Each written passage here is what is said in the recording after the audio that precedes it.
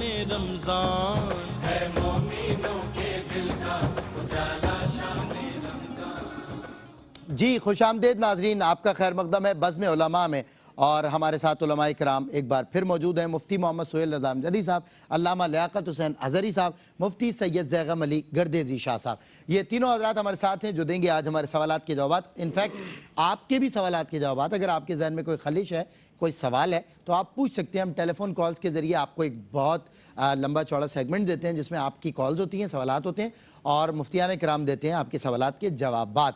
اور بتاتا چلوں کہ ہم چونکہ معمولات زندگی کو رمضان المبارک کے معمولات کے ساتھ ایک کمپیریزن کر رہے ہیں اور ایک کمپیریٹیو ڈیفرنس دیکھ رہے ہیں کہ معمولات زندگی رمضان میں کیا ہونے چاہیے اور معمولات رمضان کے کیا ہونے چاہیے، تو معمولات زندگی اور معمولات رمضان کا ایک حسین امتزاج ہے نعمت افطار کی بزم علماء۔ آج ہم تراویح اور ہمارے معمولات پہ بات کریں گے، یعنی تراویح اور ہمارے معمولات۔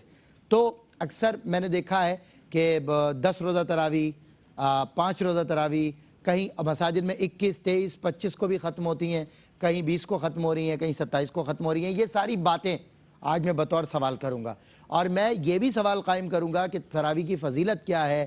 تراویح ہم شروع میں تو بڑا جذبہ ہوتا ہے جی، مسجدیں بھر جاتی ہیں کچا کچ، اور جیسے جیسے روزے آگے بڑھتے جاتے ہیں مساجد کی صفیں پیچھے سے نمازی نکلتے چلے جاتے ہیں، اور پھر آخر میں 1 آدھ 2 1.5 صف رہ جاتی ہے۔ تو تراویح کی حقیقت، تراویح کی فضیلت اور تمام تر باتوں پہ روشنی ڈالیں گے۔ مفتی محمد سہیل رضا امجدی صاحب سے آغاز کر رہا ہوں۔ بنیادی سوال مفتی صاحب یہی ہے کہ تراویح کی فضیلت بیان کیجئے آپ۔ بسم اللہ الرحمن الرحیم، اللہم صلی علی سیدنا و مولانا محمد وعلی آلہ و اصحابہ وبارک وسلم۔ دیکھیں یہ تراویح کو اگر دیکھا جائے تو یہ ترویحہ سے ہے، اور ترویحہ جو ہے یہ 4 رکعت کے مجموعے کو کہا جاتا ہے ترویحہ۔ ٹھیک ہے، چونکہ جمع جو ہوتی ہے وہ 2 سے زائد کو جمع کہتے ہیں، تو 4 رکعت ایک ترویحہ، پھر 4 رکعت دوسری ترویحہ، تو اس کا مطلب ہے کہ ترویحہ کی جمع جو تراویح استعمال کیا جا رہا ہے تو یہ زیادہ رکعتیں ہیں، یعنی 8 رکعتوں سے زیادہ رکعتیں ہیں۔ اور یہ کتنی ہیں؟ حضور نبی کریم صلی اللہ تعالی علیہ وسلم کے دور مبارکہ میں آقا علیہ السلام نے بھی تراویح کو ادا فرمایا۔ اچھا، حضور نبی کریم علیہ السلام کی ایک عادت مبارکہ تھی۔ اب مثال کے طور پر فرمایا کہ اگر یعنی میری تمنا یہ ہے کہ عشاء کی نماز رات کے آخر حصے میں پڑھی جائے، لیکن میری امت مشکل میں نہ پڑے، اس لیے جو ہے وہ تم شروع میں پڑھ لیا کرو۔ یعنی بہتر کیا ہے کہ رات کے آخر حصے میں بالکل ایک توجہ کے ساتھ، کنسنٹریشن کے ساتھ، لیکن امت مشکل میں نہ آ جائے، جی امت مشکل میں نہ آ جائے، اس لیے پہلے پڑھ لیا کرو۔ فرمایا کہ میری تمنا یہ ہے کہ ہر وضو کے ساتھ مسواک کو لازم قرار دیا جائے، لیکن میری امت مشکل میں نہ آئے، اس لیے میں نے لازم قرار نہیں دیا۔ حضور نبی کریم صلی اللہ علیہ وسلم نے کچھ ایام تراویح پڑھی، پھر اس کے بعد روایت میں ہے کہ صحابہ کرام انتظار میں تھے، تو آقا علیہ السلام اس لیے تشریف نہیں لائے کہ کہیں تراویح کو فرض قرار نہ دے دیا جائے، تو آقا علیہ السلام اسی لیے تشریف نہیں لائے، اور اس کے بعد گاہے بگاہے صحابہ کرام تراویح پڑھتے رہے۔ حضرت عمر بن خطاب رضی اللہ تعالی عنہ کا دور آیا، تو آپ جب تشریف لائے مسجد میں تو دیکھا کہ لوگ متفرق طور پر تراویح ادا کر رہے ہیں، تو آپ نے فرمایا کہ نہیں، یہ بہتر نہیں ہے، سب کو جمع فرمایا، اور حضرت ابی بن کعب رضی اللہ تعالی عنہ جو حافظ قرآن تھے ان کو امام بنایا، اور ان کے پیچھے سارے صحابہ مقتدی کھڑے ہوئے، اور فرمایا کہ اب تراویح اس طریقے سے ادا ہوگی۔ اچھا، پھر کیا ہوتا تھا کہ حضرت عمر رضی اللہ تعالی عنہ عشاء کے فرائض پڑھاتے، وطر پڑھاتے، اور تراویح درمیان میں ابی بن کعب رضی اللہ تعالی عنہ امامت فرمایا کرتے، اور اس کے بعد جب مسجد میں تشریف لائے سب کو ایک امام کے پیچھے جمع دیکھا تو فرمایا کہ نعمت البدعۃ ھذہ، یہ کیا ہی پیاری بدعت प्यारी विदात। सैयदना सिद्दीक अकबर हो गए, सैयदना उमर रदी अल्लाह ताला अन्हुमा हो गए, या हज़रत उस्मान गनी, या सैयदना मौला अली मुर्तदा रदी अल्लाह ताला अन्हुम अजमाइन, इन तमाम के ज़माने मुबारक में तरावी 20 रकात पढ़ी गई और 3 रकात जो है वितर पढ़े गए। तो इस तरीके से मिलाकर 23 रकात हुई। अच्छा, इसके पढ़ने का फ़ायदा क्या है? वो जो तवील हदीस है खुतबा इस्तक़बाल रमज़ान के बाब में, तो हज़रत सलमान फ़ारसी रदी अल्लाह ताला अन्हु रावी हैं, तो उसमें एक जुमला ये भी है कि जिसने माह रमज़ान की रातों में ततव्वु यानी क़याम किया, नफिल पढ़े, उसके लिए मग़फ़िरत की नवीद है। और एक और हदीस से पाक है कि जिसमें फरमाया कि जिसने रातों में, रमज़ानों की रातों में क़याम किया, अल्लाह तबारक व तआला उसके गुनाहों की बख्शिश फरमा देगा। और मैं आखिर में ये बात अर्ज़ करूँगा कि हज़रत उमर रदी अल्लाह ताला अन्हु ने जब ये बेड़ा उठाया ना कि ये एक इमाम के पीछे, हाँ, ये जब तब भी कुरान तो खत्म होता था पूरा तरावी में, लोग मुतफर्रिक तौर पर पढ़ा करते थे। अच्छा, अपना अपना, जी अपना अपना पढ़ा करते थे। अच्छा, अब जो ताज्जुब की बात है, जब उन्होंने ये काम किया ना, जिस तरीके से जमे कुरान के मामले में सैयदना सिद्दीक अकबर रज़ी अल्लाह ताला अन्हु की बारगाह में बात रखी, तो उन्होंने फरमाया जो काम हुजूर ने नहीं फरमाया तुम मुझसे कह रहे हो। फिर मुशावरत के बाद ज़हन खुल गए। अच्छा, यहाँ पर क्या हुआ कि हज़रत उमर रज़ी अल्लाह ताला अन्हु को शरह सदर हुआ था। सहाबा किराम ने अर्ज़ की, या अमीरुल मोमिनीन, ये क्या कर रहे हैं आप? जो काम हुजूर नबी करीम अलैहिस्सलाम ने नहीं फरमाया आप कर रहे हैं। तो कहा कि तुम ये बात कैसे कहते हो? जब उन्होंने ये बात की कि आका अलैहिस्सलाम एक दो दिन तशरीफ़ लाए, फिर तशरीफ़ नहीं लाए, तो फरमाया कि वो इसलिए तशरीफ़ नहीं लाए कि वही का सिलसिला रुका नहीं था, अहकामात नाजिल हो रहे थे। तशरीफ़ इसलिए नहीं लाए ताकि ये फ़र्ज़ करार नहीं ना दिया जाए। अब हुजूर नबी करीम अलैहिस्सलाम तशरीफ़ ले जा चुके हैं, वही का सिलसिला रुक चुका है, अब कोई फ़राइज़ वाजिबात नहीं होंगे, कोई नए नाजिल नहीं होंगे।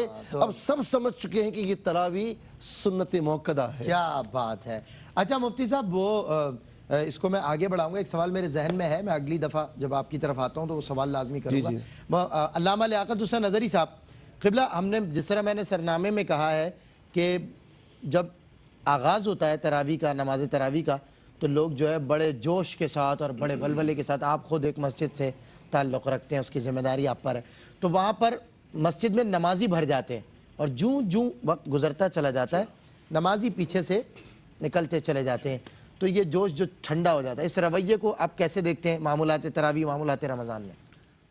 बिस्मिल्लाहिर्रहमानिर्रहीम। बहुत शुक्रिया सैयद सलमान गुल साहब। देखिए, रमज़ानुल मुबारक नुज़ूल क़ुरान का महीना है। शहरु रमज़ान अल्लज़ी उन्ज़िला फ़ीहिल क़ुरआन इन्ना अंज़लनाहु फ़ी लैलतिल क़द्र। रब तबारक व तआला ने इस माह मुक़द्दस में और इस माह मुक़द्दस की एक बहुत ही मुबारक फ़ज़ीलत और क़द्र वाली रात के अंदर कुरान ज़ीशान को नाजिल फरमाया। ठीक है। उम्मत मुस्तफ़ा सल्लल्लाहु अलैहि वसल्लम को ख़ास तौर पर इस माह मुक़द्दस में ये तोहफ़ा अता किया गया, और उसके साथ साथ ये तरावी एक ऐसी इबादत है जो सिर्फ़ रमज़ान के साथ ख़ास है। आपको चाहे कि चलो मैं शव्वाल में पढ़ लूँ, मैं ज़िलहज में पढ़ लूँ, बड़ा मुबारक महीना है, तो ये रब तबारक व तआला ने कुरान करीम फ़ुरक़ान हमीद के सदक़े और ये तरावी के अंदर ख़त्म कुरान के लिए ख़ास तौर पर ये तोहफ़ा अता फ़रमाया। नबी करीम सल्लल्लाहु अलैहि वसल्लम की मुबारक हदीस पाक जैसे वो सब ने पढ़ी कि मन क़ाम रमज़ान ईमानन व एहतिसाबन गुफ़िर लहू मा तक़द्दम मिन ज़ंबिही। फरमाया जिसने रमज़ान की रातों के अंदर क़याम किया, रब तबारक व तआला उसके गुज़िश्ता गुनाहों को माफ़ माफ़ फरमा देगा, यानी सगाइर को रब तबारक व तआला माफ़ माफ़ फरमा देगा। और ख़ास तौर पर नबी करीम सल्लल्लाहु अलैहि वसल्लम ने इस तरावी का ज़िक्र फरमाया कि ये रब तबारक व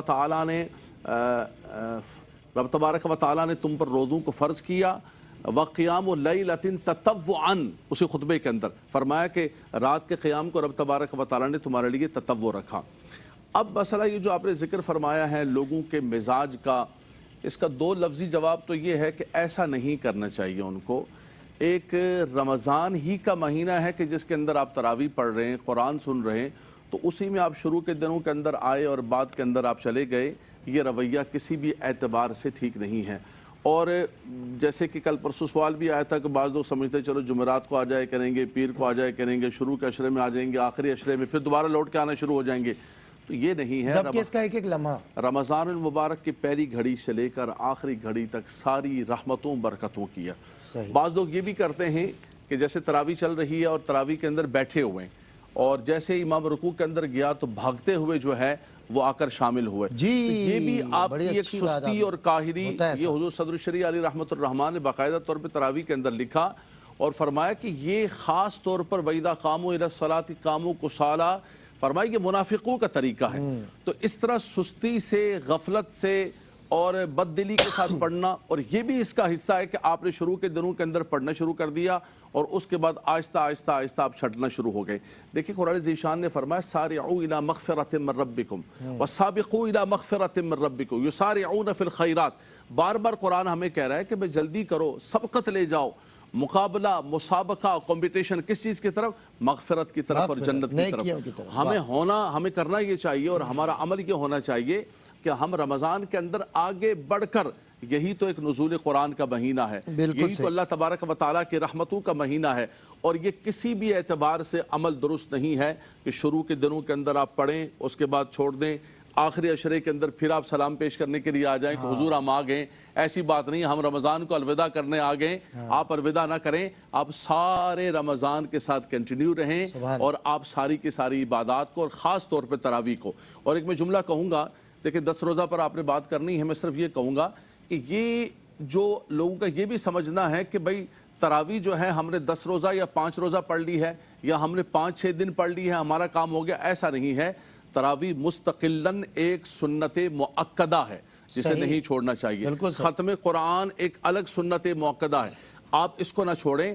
آپ ترتیب کے ساتھ قرآن کو سماعت کریں کہ یہ نزول قرآن کا مہینہ ہے، یہ اللہ کی رحمتوں کا مہینہ. اللہ اکبر. مفتی سید زیغم علی گردیزی صاحب، آپ کی طرف آتا ہوں. حضور قبلہ 5 روزہ تراویح ہوتی ہے، 10 روزہ تراویح ہوتی ہے، یہ جو ایک شارٹ کٹ تاجروں نے نکالا ہے، تو اس کے حوالے سے میں پوچھنا چاہتا ہوں کہ تاجر برادری یہ کہتی ہے کہ جی وہ کاروبار ہے، معاش ہے، معاملات ہیں، اور دوسری طرف ہم صحابہ کا رویہ دیکھ رہے ہیں رمضان کی تیاری کے. آپ کیا فرماتے ہیں؟ ایک ہم تراویح اور ہمارے معمولات، اس میں ہم دیکھتے ہیں کہ 5 روزہ پڑھ لی، چلے جی 25 دن اب خیر سے کام کریں گے، 10 روزہ پڑھ لی، چلے 20 روزہ خیر سے کام کریں گے. کیا فرمائیے گا اس میں؟ کیا محرومی ہے، کیا خوش قسمتی ہے، کیا خوشائن بات ہے، اور کیا بدقسمتی والی بات ہے؟ بسم اللہ الرحمن الرحیم. اللہم صلی علی محمد وعلی آل محمد وبارک وسلم. بہت شکریہ سلمان بھائی. عبادات کی اصل اس کے آداب ہیں، اس کے تقاضے ہیں. اگر ان تقاضوں کے مطابق اس عبادت کو ادا کیا جائے گا تو وہ ایک تاثیر ہے اور اس کی برکات ہے. اور اگر وہ عبادت تو ہے اور اس میں آداب کا معاملہ نہیں ہے، اس کے تقاضے پورے نہیں کیے جا رہے، تو وہ اس کی مثال یہ ہے کہ جیسے جسم ہے اور اس میں روح نہیں ہے. صحیح. تو عبادات میں اصل اور ہمارے اسلاف کا طریقہ، امت کا اکثریتی جو عمل ہے، اس کا طریقہ یہی ہے کہ قرآن کریم کو مکمل اس میں ختم کیا جائے، وہ 27 میں ہو یا 29 میں ہو. باقی کلیتاً اس کو ناجائز یا حرام تو نہیں کہا جا سکتا، لیکن اس میں قباحت بے شمار ہیں. سب سے بڑی جو اس کی قباحت ہے کہ قرآن کریم کو پڑھنے کے آداب قرآن نے بیان فرمایا کہ قرآن کو پڑھنا کیسے ہے. فرمایا کہ ورتل القرآن ترتیلا، کہ قرآن کو خوب ٹھہر ٹھہر کر پڑھنا ہے. پھر فرمایا کہ الذین آتیناہم الکتاب یتلونہ حق تلاوتہ، کہ جنہیں ہم نے کتاب عطا فرمائی وہ اس کی تلاوت ایسے کرتے ہیں جیسے اس کی تلاوت کا حق ہے. یعنی قرآن نے اس کے پڑھنے کا طریقہ بیان فرما دیا، آداب بیان فرما دیا کہ پڑھنا کیسے. اور یہاں معاملہ کیا ہوتا ہے کہ اگر ایک رات میں 2 سے 3 گھنٹوں میں اگر 6-8 سپارے پڑھنے ہیں تو اسپیڈ اتنی ہوتی ہے کہ وہ الفاظ سمجھ نہیں آتے، قواعد اور تجوید کا اور ترتیل کا رعایت نہیں کی جاتی، اس کا خیال نہیں رکھا جاتا. اور قرآن تو ایسا نازک ترین اس کا معاملہ ہے کہ اگر زبر زیر پیش کی اس میں اعرابی غلطی ہوئی یا اگر مخارج کی ادائیگی اور تلفظ وہ صحیح نہ رہا تو پھر اس میں معنی بالکل تبدیل ہو جاتے ہیں، بلکہ فساد کی طرف چلے جاتے ہیں. اچھا. تو اگر ایسی کیفیت ہوئی تو نہ تلاوت ہے، نہ نماز ہے، نہ نماز تراویح ہے. اور ظاہر ہے جب آپ کو 2 رکعت میں جب آپ کو کم از کم آدھا سپارہ پڑھنا ہو، 2 رکعت میں آدھا سپارہ تو پھر بھی کم ہے. اس سے بھی زیادہ وہ اس کو لپیٹا جاتا ہے. یعنی ایک وہ پنجابی کا ایک وہ ہے نا کہ ٹنگ ٹپاؤ کھاتا ہوتا ہے ان کا. تو یہ پہلی جو خرابی ہے کہ وہ قواعد کی رعایت کیے بغیر. اور پھر قرآن کریم میں جہاں اس کے طریقے کو بیان فرمایا، آپ صلی اللہ تعالیٰ علیہ وآلہ وسلم نے قواعد کی رعایت نہ کرنے والوں کی مذمت بیان فرمائی. فرمایا کہ رب قارئ للقرآن والقرآن یلعنہ، کہ بہت سے قرآن پڑھنے والے ایسے ہیں کہ ان کی اس عمل کی وجہ سے، یعنی وہ تجوید کی رعایت نہیں کرتے، ترتیل کے ساتھ نہیں پڑھتے، تو فرمایا کہ قرآن ان پر لعنت کرتا ہے. تو یہ خرابیاں بے شمار اس میں خرابیاں ہیں. اور ان کی رعایت نہیں کی جاتی تو اصل جو اسلاف کا طریقہ ہے امت کا جو اکثریتی عمل ہے سکون کے ساتھ ترتیل کے ساتھ تجوید کے ساتھ وہ 27 یا 29 میں اس کو ختم 29-30 روز بھی وہ ختم ہو جانے کے بعد بھی صاحب آپ سے بھی میں نے ایک سوال کرنا ہے کہ اگر کوئی کسی پروگرام کی میزبانی کے فرائض سر انجام دے رہا ہوتا ہے اور دن بھر کی مشقت ہے کوئی مسئلہ ہے اور اس شرعی عذر کی وجہ سے تھکاوٹ اور ریٹینشن نہ ہونے کی وجہ سے اگر وہ تہجد کے اوقات میں اپنی تراویح 20 رکعت معمول سے پابندی سے پڑھے تو اس پر کیا حکم لگتا ہے؟ نماز عصر کا وقفہ اور اذان عصر کا وقفہ. نماز عصر ہم ادا کریں گے اور اذان عصر براہ راست دیں گے ہمارے اسٹوڈیو سے کراچی سے ندیم فیاضی، قاری ندیم فیاضی آ رہے ہیں، اذان عصر براہ راست دے رہے ہیں، ہم نماز عصر باجماعت ادا. جی ویلکم بیک ناظرین، آپ کا خیر مقدم ہے ایک بار پھر. بزم علماء میں ہم بات کریں تراویح اور ہمارے معمولات، اور مفتی محمد سہیل رضا امجدی صاحب، علامہ لیاقت حسین اظہری صاحب، مفتی سید زیغم علی گردیزی شاہ صاحب ہمارے آج مہمان ٹھہرے ہیں اور میں ان سے کر رہا ہوں سوالات. آپ بھی کریں گے ان سے سوالات اور یہ دیں گے آپ کے سوالات کے جوابات. اس سیگمنٹ کے بعد ابھی کچھ سوالات ہم موضوع سے متعلق شامل کرنا چاہیں گے. مفتی صاحب قبلہ، ایک سوال میں نے آپ سے کیا تھا کہ کوئی بھی کسی شرعی عذر کی وجہ سے، یعنی بہت زیادہ تھکاوٹ ہے دن بھر کی مشقت کی، اور آپ علماء فرماتے ہیں کہ فریش ہو کر اٹینشن کے ساتھ نماز میں کھڑا ہوا جائے، اور اس وجہ سے وہ جماعت کو تراویح کی ترک کرتا ہے اور اپنی تراویح جو ہے 20 رکعت معمول کے ساتھ تہجد کے وقت میں ادا کرتا ہے. ایک تو اس کا شرعی مسئلہ بتا دیجیے گا، اس کی فضیلت اور کمی پر بھی بتا دیجیے گا. دوسرا، مساجد کے باوجود یہ جو سڑکوں اور بازاروں میں قناتیں لگا کے تراویح کا اجتماعی بندوبست کیا جاتا ہے، یہ رویہ کیسا ہے، اس کو کیسے دیکھتے ہیں آپ؟ دیکھیں، اس میں ہم افراط و تفریط میں پڑے بغیر جو ایک اعتدال کی بات ہے ہمیں وہ کرنی چاہیے. تراویح سنت موقدہ ہے اور اس کی جماعت جو ہے سنت علی الکفایہ ہے. یعنی اگر محلے میں سب لوگ پڑھ رہے، کچھ لوگ پڑھ لیں تو باقیوں کی طرف سے کفایت ہو جائے گی. لیکن اگر پورا محلہ چھوڑ دے تو سارے گناہ گار ہوں گے. ہاں، اگر آپ کے محلے میں سب نے چھوڑ دیا تو آپ بھی گناہ گار ہوں گے. لیکن کچھ افراد پڑھ لیں تو پھر سب اس میں یعنی چھوٹ جائیں گے. باقی اپنی اچھا، اب مسئلہ باقی اپنی نہ پڑھیں. یہ حکم یہ ہوتا ہے کہ کچھ لوگ اگر اسے پڑھ لیں تو وہ کافی ہو جاتا ہے، کوئی گناہگار نہیں ہوتا. لیکن سارے چھوڑ دیں تو سب گناہگار ہو جائیں گے. اب ہونا یہ چاہیے کہ تراویح سال میں ایک ہی مرتبہ تو آتی ہے. اب ایک مرتبہ اگر آتی ہے تو اسے پورے ایٹیکیٹس کے ساتھ، پورے ادب و آداب کے ساتھ، پورے تقاضوں کے ساتھ ہمیں پڑھنا چاہیے. کہیں مطلب یہ ہوا تھکاوٹ بہت زیادہ ہو گئی، آپ نے جماعت چھوڑ دی، کم از کم گھر میں پڑھ لی تو کوئی مسئلہ نہیں ہے. لیکن خواہ بغیر کسی وجہ کے جماعت کو چھوڑنا یہ اولا بات نہیں، اچھی بات نہیں ہے. اچھا، دوسری بات یہ ہے کہ کوئی اتنا مطلب اتنا نیک آدمی ہے کہ وہ رات میں بڑے یعنی تہجد سے پہلے بڑے ایک توجہ کے ساتھ اور بڑے خشوع و خضوع کے ساتھ پڑھتا ہے. تو اب ایک طرف جماعت ہے اور ایک طرف خشوع و خضوع ہے، تو حکم یہ ہے کہ وہ جماعت کے ساتھ پڑھے اور جماعت کے ساتھ خشوع و خضوع پیدا کرے. کیونکہ جماعت کے ساتھ جب پڑھے گا ایک ماحول ملے گا، ایک انوائرمنٹ ہوگا اور خشوع اور خضوع اس کا وہاں پر زیادہ آ سکتا ہے. اور عام طور پر دیکھا یہ گیا کہ عام طور پر اکیلے میں جو پڑھی جاتی ہے آخر میں اس میں جلدی بھی بعض اوقات پڑھی جاتی ہے کہ اب جلدی پڑھ لوں، پھر تہجد بھی پڑھنی ہے، پھر ساری بھی کرنی ہے. تو اس سے بچنے کے لیے جماعت کے ساتھ پڑھ لے، یہ اس کے لیے زیادہ بہتر ہے. کبھی کبھار چھوٹ گئی تو تھکاوٹ کی وجہ سے آپ نے پڑھ لی، کوئی مسئلہ نہیں. تھکاوٹ کس کے ساتھ نہیں ہوتی حضرت، سب کے ساتھ ہوتی ہے. لیکن یہ ہے کہ اپنے جو اعمال ہیں اسے برقرار رکھے، ان تمام چیزوں کو برقرار رکھے. کبھی کبھار کی بات ایک مختلف ہے.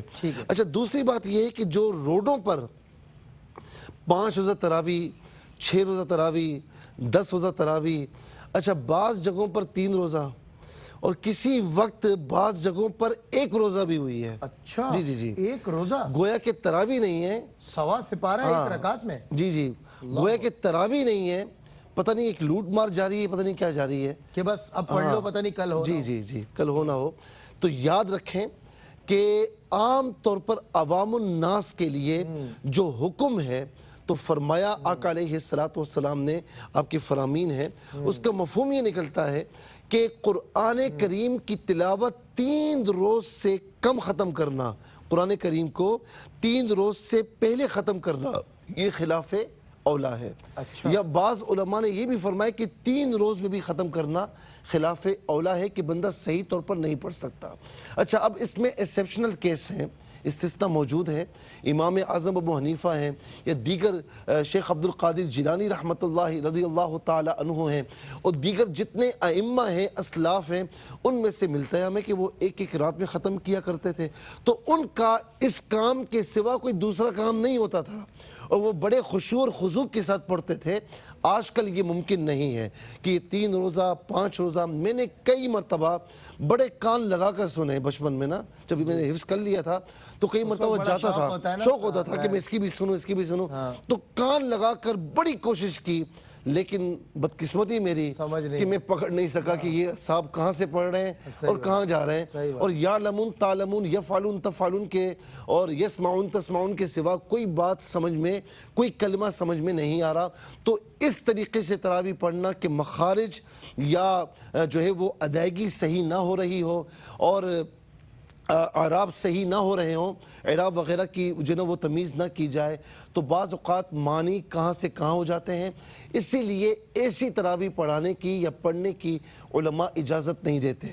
ہاں اگر کہیں پر اتنے روزہ ہو رہی ہے اور بڑے اچھے طریقے سے خشوع اور خضوع کے ساتھ وہ قرآن کی تلاوت کر رہا ہے, ان کیس, حالانکہ ایسا ہوتا نہیں ہے, لیکن اگر کر رہا ہے تو اس صورت میں اگر 10 روزہ آپ نے تراویح یا 6 روزہ تراویح اس کے پیچھے پڑھی ہے تو اس کے بعد بھی تراویح آپس سنت مؤکدہ رہے گی.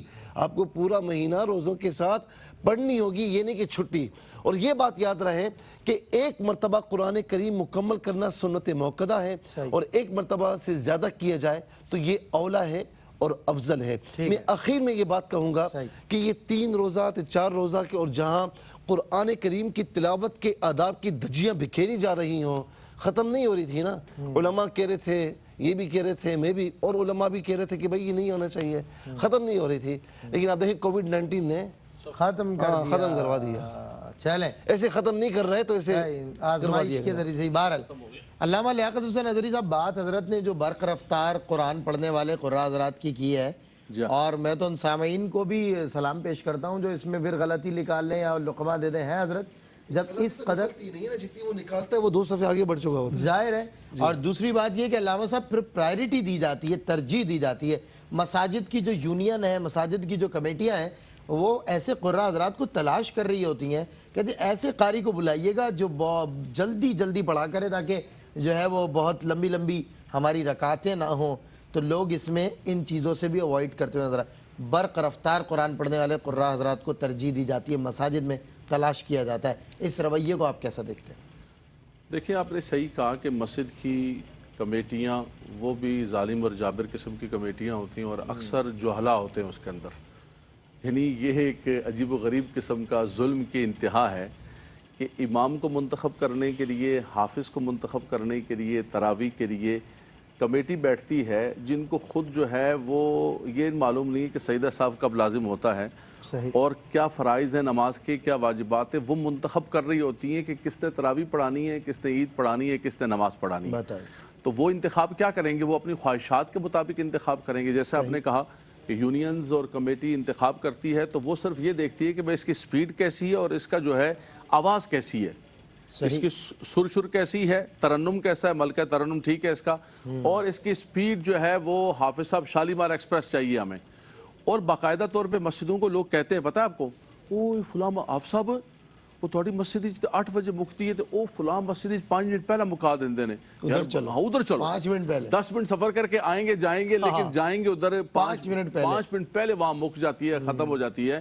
تو یعنی یہ انتہا درجے کا ظلم, اور یہ ہے ہمارے یہ سب کانٹیننٹ, یہ جو بر صغیر ہے ہمارا, یہیں پر ہے. کچھ بھی ہے آج بھی عالم عرب کے اندر دیکھیں, ملیشیا کے اندر دیکھیں, لوگ محبت و ذوق و شوق کے ساتھ یہ ساری ایجادات جو 5 روزہ 10 روزہ یہ سارے دندے ہم نے شروع کیے. عالم عرب میں کہیں آپ کو نہیں ملیں گے 5 روزہ. وہ صاحب نے سنا کہ عالم عرب میں یہ ہم نے نکالے ہیں. یعنی کثرت بدعات جو ہے وہ ہمارے یہاں ملے گی. اور رات کو آ کے پتہ کیا کر رہے ہوتے, بیٹھے ہوتے, آئے تھک گیا ہوں بہت زیادہ. بھائی کیا کر کیا؟ 3 روزہ پڑھ رہا ہوں نا تراویح میں. کیوں پڑھ رہا ہوں بھائی؟ کس نے کہا تمہیں 3 روزہ پڑھنے؟ اپنے اوپر مشقت. اور جیسے مفتی صاحب فرما رہے تھے کہ میں نے بچپن میں سنا, ہمارے ایک دوست حافظ قرآن ہیں, قاری ہیں وہ, آپ یقین کریں ہال ہے وہاں پر ایک روزہ ہوتی تھی. استغفر اللہ ربی. استغفر اللہ. اس کو تو میں کہتا ہوں باقاعدہ علماء کو، مفتی اعظم پاکستان اور علماء کرام کو فتویٰ دینے چاہیے اس کے اوپر کہ یہ بالکل غلط طریقہ کار ہے، یہ قرآن کی توہین کر رہے ہیں آپ. اگر آپ قرآن کی مفتی صاحب نے جیسے فرمایا، ہمارا ایک دوست حضرت مصعب قبلہ ایک وہ تراویح کے اندر اسی 3 روزہ کے اندر قرآن لے کے کھڑا تھا، حافظ قاری. اس نے کہا میں اس صفحے پہ ہاتھ رکھتا تھا، وہ حافظ دوسرے صفحے پہ پہنچا ہوتا تھا، وہ یعلمون تعلمون یعلمون تعلمون یعلمون تعلمون، اللہ اکبر، یہ آواز آتی تھی آخر کے اندر. تو آپ یہ بتائیے کہ آپ قرآن کے ساتھ توہین کر رہے ہیں، قرآن کی بے ادبی کر رہے ہیں، اور ایک صرف رسم ادا کرنے کے چکر میں لگے ہوئے ہیں کہ یار ختم کا ایک نام لگ جائے کہ میں نے ختم کر دیا ہے. اور اللہ محفوظ فرمائے، میں نے شعبان کے آخری جمعے کے اندر کہا بھی، جمعے کے اندر میں نے کہا یہ سارے مجمع بیٹھا ہوا ہے، جتنے 3 روزہ اور 4 روزہ پڑھنے والے ہیں، مجھے اس میں سے بتاؤ کہ 90% واپس آ کے مسجد میں تراویح کے اندر کے نظر آتے ہیں؟ نہیں بھائی، وہ پڑھتے اسی لیے ہیں کہ چھٹی. اب ہماری تراویح نہیں ہے، ہم نے 3 روزہ 4 روزہ پڑھ لیا ہے. ایسے حافظوں کا انتخاب کرنا، سپیڈ والے جو آپ نے سوال رمضان پوچھا کی ہے، برکتیں گئی نا علامہ صاحب. بالکل ایسے حافظوں کا انتخاب کرنا ہے. یہ کمیٹیاں بھی اللہ کی بارگاہ کے اندر جواب دیں گی، صحیح. ان کی گردنیں پکڑی جائیں گی. یہ ساری کی ساری کمیٹیاں جو ایسے حافظوں کو چنتی ہیں اور ایسے قسم کے دندے کرتی ہیں، جو کچھ مسجد کے اندر ہوتا ہے سارے کے سارے معاملات پر ان کو اللہ کی بارگاہ کے اندر پوچھا جائے گا اور ان کمیٹیوں کے سربراہان کی گردنیں پکڑی جائیں گی. اب تو خیر حکومت بھی پکڑ رہی ہے، مشکل ترین حالات ہو گئے، سارے اکاؤنٹس پکڑے جا رہے ہیں. لیکن اللہ تبارک و تعالیٰ محفوظ فرمائے یہ سارے معاملات ایسے حافظوں کے پیچھے قرآن کی بے ادبی نہ کریں. جیسے علماء نے بار بار کہا کہ ورتل القرآن ترتیلا زین القرآن بلحون العرب. قرآن کو ایسے پڑھو جیسے اللہ نے قرآن کو نازل کیا ہے، قرآن کو ایسے پڑھو جیسے مصطفیٰ صلی اللہ علیہ وسلم نے پڑھ کے دکھایا، صحابہ کرام نے پڑھ کے دکھایا. حضور علیہ السلام کبھی کبھی صحابہ کرام سے فرماتے تھے کہ قرآن مجھے پڑھ کے سناؤ، میں تمہارا قرآن سننا چاہتا ہوں. تو فرمایا اس انداز سے قرآن کو پڑھو جیسے اللہ نے تمہیں. اب دیکھیں آپ کا بچہ ہے، آپ کہتے ہیں میرا بچہ برٹش ایکسنٹ کے اندر انگریزی بولتا ہے، امریکن ایکسنٹ کے اندر بولتا ہے. قرآن کس میں پڑھتا ہے؟ اردو کے اندر پڑھ رہا ہوتا ہے اور ہماری پنجابی لہجے میں پڑھ رہا ہوتا ہے. صحیح بات. اس کو قرآن کے ایکسنٹ کے مطابق پڑھاؤ، اس لب و لہجے کے مطابق پڑھاؤ، اور تراویح بھی اسی لب و لہجے کے مطابق ہونی چاہیے. ٹھیک ہے جی. یہاں پر سلمان بھائی ایک بات اور بھی عرض کروں گا کہ جس طرح فرمایا گیا یہ بالکل ٹھیک ہے، لیکن اب جو ہے نا کچھ عرصے سے میں نوٹ کر رہا ہوں کہ اب جلدی جلدی پڑھنے والے کو لوگ پسند نہیں کرتے. جی. اب جب سے یہ حرمین شریفین کی تراویح آنا شروع ہوئی ہے نا مباشر یہ چینلز وغیرہ پر، تو اب لوگ اوائڈ کرتے ہیں اور وہ کہتے ہیں کہ نہیں یار یہ سال میں 1 مہینہ آتا ہے، ہمیں اس میں بڑے آرام کے ساتھ سکون کے ساتھ سننا چاہیے. اب آہستہ آہستہ الحمدللہ علماء کے راغب کرنے کی وجہ سے لوگ موٹیویٹ ہو رہے ہیں اور اس طرف آ رہے ہیں. اور میں کہوں کہ میں ایک وقت تھا کہ 97 میں کھارا دار میں ایک جگہ تراویح پڑھانے کے لیے گیا. اچھا مجھ سے پہلے جو تھے وہ بڑی جلدی پڑھتے تھے. اچھا میں نے 1.25 گھنٹہ لگایا تو پیچھے شور مچ گیا. انہوں نے کہا کہ بھائی یہ تو 1.25 گھنٹہ بہت زیادہ لگا دیا. میں نے کہا میں تو ایسے ہی پڑھوں گا، ٹھیک ہے نا. تو آہستہ آہستہ یہ ہوا کہ جب وہ میں نے مہینہ وہاں گزارا نا اور میں نے پڑھی تو ان کو پھر کہا کہ انہوں نے کہا کہ نہیں جی جب تک آپ یہ حیات ہیں آپ یہیں پر آ کر تراویح پڑھائیں گے.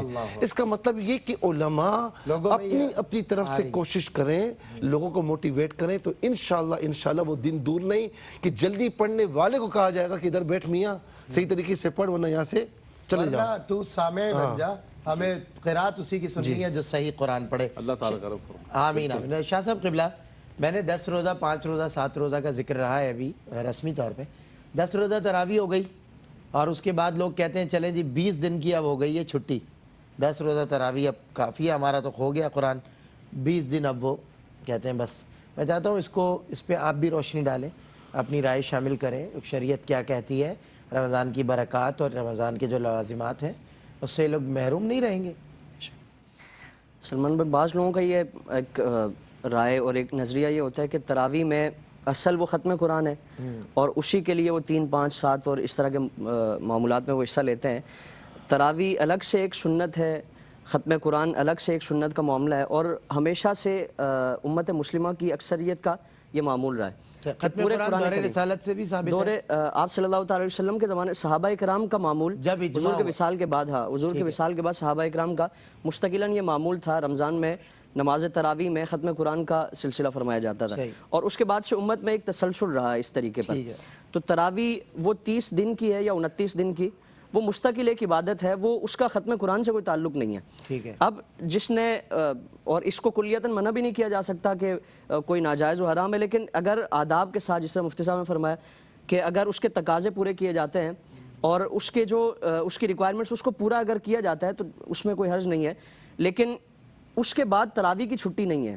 یہ راتیں تو وہ ہیں کہ جن کے متعلق آپ صلی اللہ تعالیٰ علیہ وآلہ وسلم نے فرمایا کہ اللہ رب العالمین کی طرف سے رحمتیں نازل ہوتی ہیں، بخششیں نازل ہوتی ہیں، قیام اللیل. اور غروب آفتاب سے لے کر صبح صادق تک اللہ رب العالمین کی بارگاہ سے ندا فرمائی جاتی ہے کہ ہے کوئی جو مجھ سے بخشش مانگنے والا، رحمت مانگنے والا، مغفرت مانگنے والا.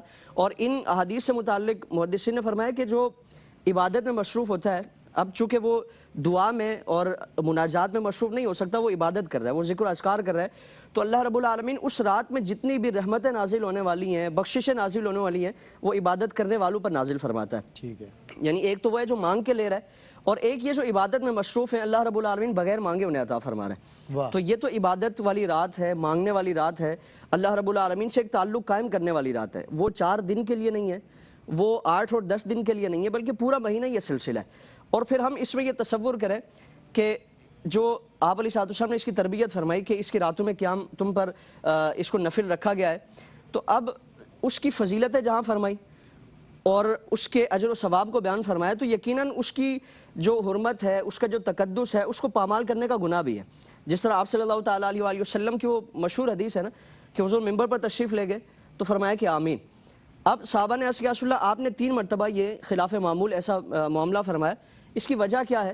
تو حضور نے فرمایا کہ پہلی مرتبہ جب سیڑھی پر قدم رکھا، جبریل امین آئے، عرض کی کہ رسول اللہ ہلاک ہو جائے وہ شخص، اور وہ نقصان میں ہے کہ جو رمضان کا مہینہ پائے اور اس میں عبادات کر کے اپنے لیے بخشش حاصل نہ کر سکے. پھر والدین سے متعلق فرمایا کہ جو والدین کو اس کیفیت میں پائے اور ان کی خدمت کر کے اپنے لیے جنت حاصل نہ کر سکے، جس کے سامنے میرا ذکر کیا جائے اور وہ مجھ پر درود نہ پڑے. یعنی رمضان کا آپ صلی اللہ تعالیٰ علیہ وسلم خاص طور پر اہتمام کرنے کی تاکید فرما رہے ہیں، اور اس کی حرمت کو پامال کرنے والوں کی مذمت بیان فرمائی جا رہی ہے. تو اگر ہماری شب بیداری کے بجائے ہماری راتیں اس کیفیت میں گزرتی ہیں کہ 10 دن کے بعد بازار میں رونق لگائی جاتی ہے، کرکٹ کے میچز کرائے جاتے ہیں یا دیگر اس طرح کی ایکٹیویٹیز ہیں، تو پھر خدا نخواستہ ہم اس وعید میں نہ شامل ہو جائیں. اور کروڑا بہتر تھا کہ ہم عبادت کرتے اور اس رمضان مبارک کی برکتیں اور رحمتیں سمیٹتے. ناظرین کرام، وقت ہوا ایک وقفے کا، اور اس وقفے پر جو ہم جا رہے ہیں، اس وقفے کے بعد جب آئیں گے تو ہوں گے آپ کی لائیو ٹیلی فون کالز، اور آپ کریں گے سوالات، علماء کرام دیں گے آپ کے لائیو سوالات کے جوابات اس وقفے کے بعد. سارے مہینوں سے ہے سارے